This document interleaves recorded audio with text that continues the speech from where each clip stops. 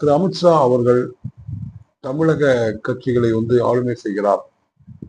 குறிப்பாக பாத்தீங்கன்னா அதிமுகவை ஆளுமை செய்கிறார் அப்படின்றது நமக்கு வெளிப்படையாகவே தெரிகிறது. ஸோ எப்படி நம்ம சொல்றது அப்படின்னு சொல்லி பார்த்தோம் அப்படின்னா, திரு எடப்பாடி அவர்கள் டெல்லி அழைக்கப்படுகின்றார் முன்பு. திரும்ப வந்ததுக்கு அப்புறம் சில நாட்களிலேயே அவருடைய அந்த கூட்டணி உறுதியாகிறது.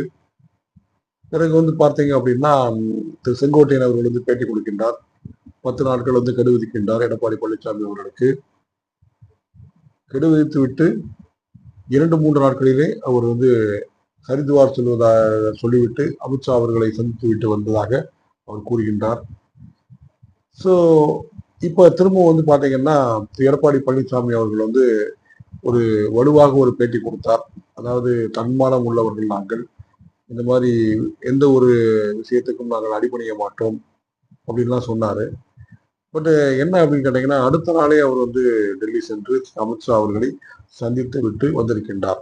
வழக்கமாக எல்லாரும் சொல்லக்கூடிய தகவல் தான். அதுல குறிப்பாக திரு செங்கோட்டையன் அவர்கள் நான் ஈரோடு அந்த ரயில் நிலையம் விஷயமாக நான் அங்க ஒரு மனு கொடுக்க சென்றேன் அப்படின்ற மாதிரி அவர் சொன்னாரு.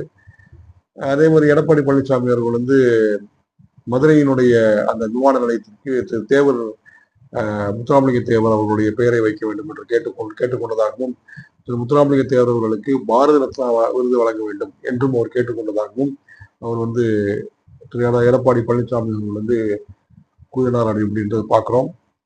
அதோடு மட்டும் பாத்தீங்கன்னா, திரு எடப்பாடி பழனிசாமி அவர்கள் அமித்ஷாவை சந்தித்து விட்டு வெளியே வரும் பொழுது இறுக்கமாக இருந்தார். தன்னுடைய முகத்தை அவர் அதாவது தன்னுடைய கைக்குட்டையால் மறைத்து கொண்டார் அப்படின்றதெல்லாம் செய்திகள் நமக்கு வருது. இறுக்கமாக இருந்தார் அப்படின்ற செய்திகள் வருது. ஸோ இதெல்லாம் எதை காண்பிக்கிறது ஆக்சுவலா? அதாவது இவங்க அரசியல் கட்சி தலைவர்கள், முன்னாள் முதலமைச்சர், என்ன அது செங்கோட்டையன் அவர்கள்